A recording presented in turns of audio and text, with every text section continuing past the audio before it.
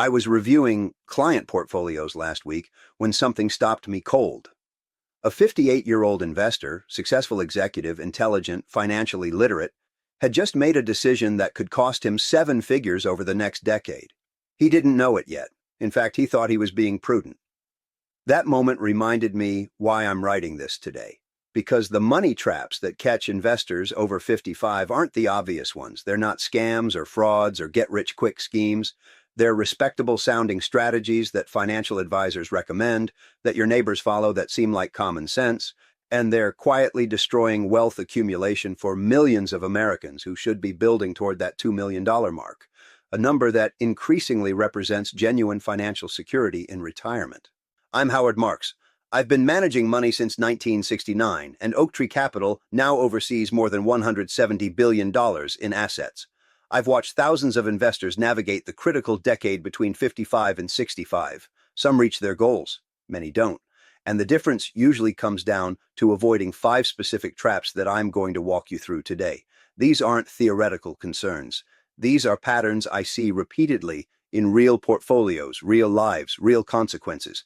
And because I believe in second-level thinking, looking past the obvious to understand what's really happening, I'm going to show you not just what these traps are, but why they're so insidious and what to do instead. The first trap is what I call the great de-risking delusion, and it's probably costing more people more money than any other single mistake in this age group. Here's what happens. An investor turns 55, looks at their portfolio and thinks, I'm getting closer to retirement. I need to get conservative. I need to protect what I have. Sounds sensible, right? So they systematically move money from stocks to bonds, from growth to income, from equity to cash. They're de-risking. They're being responsible. Their advisor probably encouraged it. And they're making a catastrophic error. Why? Because they're confusing their age with their time horizon. At 55, you're not 5 years from needing your money. You're potentially 35 years from exhausting it. If you live to 90, and many of you will, you need that portfolio to last, grow, and fight inflation for more than 3 decades. That's not a short-term time horizon. That's longer than most 30-year-olds have been alive. I learned this lesson watching what happened to investors who de-risked in their 50s during the 1990s. They moved to safe bonds and income investments just before one of the greatest bull markets in history. By 2000, they'd missed gains that could have set them up for life. Then they watched as inflation eroded the purchasing power of their safe fixed income over the next 2 decades. The math is brutal. Let's say you have $500,000 at age 55. If you shift to a conservative 60-40 portfolio earning 5% annually after inflation, you'll have about $814,000 in real terms by 65. Not bad, but if you maintain appropriate equity exposure and earn 7% after inflation, still conservative by historical standards, you'll have $983,000. That's a $169,000 difference from one decision. Now compound that over 30 years to age 85. The conservative portfolio grows to about $2.2 million in nominal terms, but maybe $1.1 million in today's dollars after inflation. The appropriately allocated portfolio? Over $3 million nominal, closer to $1.6 million in real terms. You just cost yourself $500,000 of purchasing power by being safe. Right now, in 2025, I'm watching this play out with particular concern because we've had a period of higher interest rates that makes bonds look attractive again. I'm hearing 55-year-olds say, I can get 5% in a money market fund with no risk. Why wouldn't I do that? And I understand the appeal. But they're not calculating the real risk, which is running out of money at 85 because they prioritized short-term safety over long-term growth. What should you do instead? Think in terms of time horizons, not age. Money you need in the next 5 years, yes, keep that safe. But money you won't touch for 15 or 20 years. That money can and should be invested for growth. Your 55-year-old self doesn't need to be as conservative as you think. Your 75-year-old self needs you to stay appropriately aggressive now. The second trap is the pension mentality in a 401k world.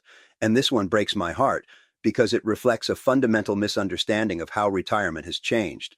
I talk to investors over 55 who tell me they're targeting $1 million in their 401k, and they think that's enough. When I ask why, they say something like, well, my father retired with a pension that paid $50,000 a year, and he was fine. I figure $1 million generating 5% gives me the same thing. The math checks out, but the logic is fatally flawed. Your father's pension was guaranteed for life. It came with health care benefits. It adjusted for inflation, at least partially. It required zero management, zero market risk, zero sequence of returns risk. It couldn't be depleted. It couldn't be mismanaged. It was a defined benefit that shifted all the risk to the employer or pension fund. Your 401k is none of those things. It's a pile of money that you have to manage, invest, withdraw from strategically, and make last for an unknown period of time while markets fluctuate and inflation erodes purchasing power. The two are not equivalent. I saw this disconnect clearly during the 2008 financial crisis. Retirees with traditional pensions were fine. Their checks kept coming. Retirees with 401ks watched their accounts drop 40% right when they needed to start withdrawals. Some never recovered, not because they invested poorly, but because they fundamentally misunderstood what they had. The 4% rule, which suggests you can safely withdraw 4% of your portfolio annually, was developed for a different interest rate environment and assumes you're comfortable with some risk of running out of money. In today's world, with longer lifespans and uncertain returns, many financial planners are suggesting 3% or even 2.5% as more prudent. Do that math. At 4%, you need $1.25 million to generate $50,000 annually. At 3%, you need $1.67 million. At 2.5%, you need $2 million. Suddenly, that $1 million target looks inadequate. But here's where it gets worse. Most people I talk to haven't factored in taxes. That $1 million in your traditional 401k. The IRS owns about 25% of it, maybe more. Your actual spendable wealth is $750,000. At 4%, that's $30,000 a year before taxes. After taxes, you're looking at maybe $22,500 in actual spending power. Compare that to your father's $50,000 pension, and you're not even in the same universe. What should you do instead? First, stop comparing your 401k to a pension. They're different instruments requiring different strategies. Second, recalculate your target based on realistic withdrawal rates and tax implications. If you want $50,000 in annual spending, you probably need $2 million in tax-deferred accounts or $1.5 million in a mix of tax-deferred and Roth accounts. Third, consider whether you need to work longer, save more aggressively, or adjust your retirement spending expectations. These are hard truths, but discovering them at 55 is infinitely better than discovering them at 70. The third trap is what I call lifestyle inflation at the finish line, and it's particularly insidious because it feels like you're finally enjoying the fruits of your labor. You're 55, your career is peaking, you're earning more than ever, the kids are out of college, or almost, the mortgage is manageable, you've been disciplined for decades, and you think, I've earned this, I can finally enjoy life a little. So you upgrade the house, nicer cars, better vacations, country club membership, more expensive hobbies. You're not being reckless. You can afford it all on your current income. But here's the problem. You're training yourself to live at a level that requires your current income. And in 10 years, that income disappears. I watched this destroy the retirement plans of a friend who was a partner at a law firm. At 56, he was making $800,000 a year. He and his wife upgraded everything: $3 million house, expensive cars, exotic travel. They saved diligently $150,000 a year into retirement accounts. By 65, they had $2.5 million saved. Sounds successful, right? Except they'd become accustomed to spending $400,000 annually. Their retirement accounts could generate maybe $100,000 a year sustainably. They faced a choice: dramatically cut their lifestyle or work until 75. They chose to keep working. Not because they loved it, but because they'd trapped themselves with lifestyle inflation at exactly the wrong time. The decade from 55 to 65 should be your highest savings years. Your earnings are peaking. Your expenses should be dropping as kids leave home and the mortgage gets paid off. This is when you should be banking 30%, 40%, even 50% of your income. Instead, most people increase spending and save the same percentage they always have. They miss the opportunity. Right now, in 2025, I'm seeing this trap supercharged by social media. Investors in their late 50s are comparing themselves to Instagram influencers and YouTube retirees living lavish lifestyles. They think that's normal. It's not. Most of those people either have much more money than you realize, are burning through capital unsustainably, or are selling you something. Don't let their highlight reel dictate your financial decisions. The math is straightforward. If you're 55 with $800,000 saved and you save $30,000 annually for 10 years with 7% returns, you'll have about $1.6 million at 65. But if you increase your savings to $60,000 annually, very doable if you avoid lifestyle inflation, you'll have $2.1 million. That extra $30,000 a year in savings generates $500,000 more wealth. And that $500,000 generates $20,000 more annual income in retirement, forever. What should you do instead? Freeze your lifestyle. Whatever you're spending at 55, commit to spending the same amount for the next 10 years. Every raise, every bonus, every windfall goes straight to retirement savings. Live like you're still 55 when you're 60. Live like you're still 55 when you're 63. Then, when you retire at 65, you can actually afford to maintain that lifestyle indefinitely because you've saved enough to support it. The fourth trap is sequence of returns roulette, and most investors over 55 have never even heard of it, but it could be the difference between comfortable retirement and running out of money. Here's what sequence of returns risk means. The order in which you experience investment returns matters enormously when you're withdrawing money from your portfolio. Two investors with identical average returns over 30 years can end up with vastly different outcomes based solely on when the good years and bad years occurred. Let me illustrate. Investor A retires in 2000 with $1 million. He experiences the dot-com crash immediately, down 40% in his first 3 years, then recovers with strong returns afterward. Investor B retires in 2003 with $1 million. She gets the strong returns first, then experiences the same volatility. Both average 7% annually over the next 20 years. Both withdraw $50,000 annually. Investor A runs out of money by 2018. Investor B has $800,000 left. Same returns, same withdrawals, different sequence, catastrophically different outcomes. Why? Because when you're withdrawing money, you're selling shares. If the market crashes early in retirement, you're selling lots of shares at low prices to generate your income. Those shares never recover because they're gone. You've locked in losses. When markets eventually recover, you have fewer shares participating in the recovery. I saw this devastate retirees who had the bad luck to retire in 2000 or 2007. They did everything right, saved diligently, diversified properly, followed the 4% rule. But they retired at exactly the wrong time, and sequence of returns risk destroyed their plans. Now, here's why this matters for you at 55. The 5 years before and after retirement are the danger zone for sequence of returns risk. If you're 55 today, you're entering that zone. The returns you experience from 55 to 70 will matter more than the returns you experienced from 30 to 55, even though the earlier period was 3 times longer. This is deeply counterintuitive. Most investors think early returns matter most because of compounding, and they do when you're accumulating. But when you're decumulating, late returns matter more because you have more money at risk and you're systematically withdrawing. What should you do instead? First, build what I call a retirement runway. 5 years of living expenses in stable assets that you can draw from in a market downturn without selling stocks at depressed prices. If you need $60,000 annually, that's $300,000 in short-term bonds or cash equivalents. Yes, that's conservative. Yes, it might cost you some returns, but it's insurance against sequence of returns risk. Second, consider a rising equity glide path in retirement. This is controversial, but research increasingly supports it. Instead of decreasing stock exposure as you age, you might actually increase it in your 70s and 80s after you've successfully navigated the danger zone.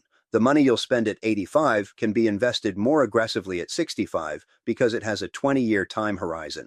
Third, stay flexible with withdrawals. If markets crash early in retirement, cut spending temporarily. Delay that big vacation. Skip the car upgrade. Reducing withdrawals by 20% for 2 or 3 years during a bear market can dramatically improve your odds of never running out of money. The fifth trap is what I call tax blindness, and it's costing investors over $500,000 they'll never even know they lost. Here's the pattern I see constantly. An investor comes to me at 55 with $1.5 million, all in a traditional 401k. They're proud of their discipline.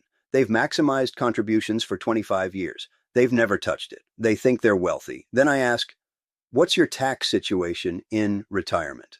They look at me blankly. They haven't thought about it, so I walk them through it. That $1.5 million isn't really $1.5 million.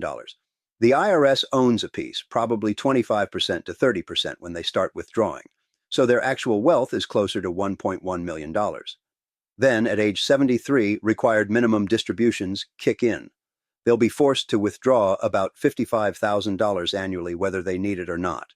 That income might push them into higher tax brackets, make their Social Security taxable, trigger Medicare premium surcharges, and reduce their to-do Roth conversions later. They've spent 25 years building a tax time bomb. I learned about tax planning's importance later in my career than I should have. For years, I focused purely on investment returns. But I've come to understand that after-tax returns are what matter. A 7% return in a taxable account might be worth less than a 6% return in a Roth IRA, depending on your tax situation. The decade from 55 to 65 is your last chance to optimize your tax situation before retirement. This is when you should be thinking strategically about Roth conversions, tax loss harvesting, asset location, and charitable giving strategies. But most investors I talk to are doing none of these things. They're just letting their 401k grow and assuming it will work out. Right now, in 2025, we're in a relatively favorable tax environment historically. Rates could be higher in the future. If you're in your 50s with a large traditional 401k balance, converting some of it to Roth now, while you're still working and can absorb the tax hit, might be one of the smartest financial moves you ever make. Consider this scenario. You're 58, earning $200,000 with $1 million in a traditional 401k. You convert $50,000 to Roth annually for 5 years.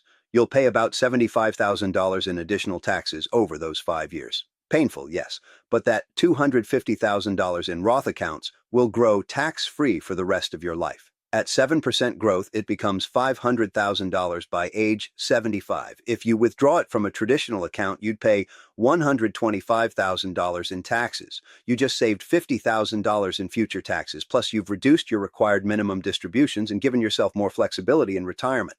Most investors never run these numbers. They just keep shoveling money into traditional 401ks because that's what they've always done. What should you do instead? First, calculate your expected tax situation in retirement. Will your RMDS push you into higher brackets? Will your Social Security be taxable? Will you face Medicare surcharges? Second, model out different scenarios: Roth conversions, backdoor Roth contributions, tax loss harvesting, charitable giving. Third, consider working with a tax-focused financial planner who can optimize your strategy. The money you spend on good tax advice in your 50s will likely return 10 or 20 times over in tax savings across retirement. Let me tie this together with something I've learned over 5 decades in this business. The investors who successfully build wealth, real, lasting, spendable wealth, aren't the ones who make brilliant market calls or pick winning stocks. They're the ones who avoid costly mistakes. That's what these 5 traps are: costly mistakes that feel like prudent decisions. De-risking too early feels responsible. Comparing your 401k to a pension feels reasonable. Upgrading your lifestyle after years of discipline feels earned. Ignoring sequence of returns risk feels, well, most people don't even know it exists. And failing to optimize taxes feels like something you can worry about later. But each of these traps can cost you hundreds of thousands of dollars. Combined, they can cost you the difference between reaching $2 million and falling short at $1.2 million. They can cost you the difference between a comfortable retirement and a stressful one. They can cost you the difference between financial security and running out of money at 85. The good news? You're reading this at 55 or 58 or 62, which means you still have time. You can course correct, you can avoid these traps, you can make the next decade the most important wealth-building period of your life. But you have to act, because time is the one asset you can't get back, and the window for optimizing your retirement trajectory is closing. I don't know what markets will do over the next 10 years. I never do. But I know that investors who maintain appropriate risk exposure understand the difference between pensions and 401ks, control lifestyle inflation, prepare for sequence of returns risk, and optimize their tax situation will build more wealth than those who don't. That's not a prediction. It's a pattern I've observed for 55 years. The question is, which group will you be in?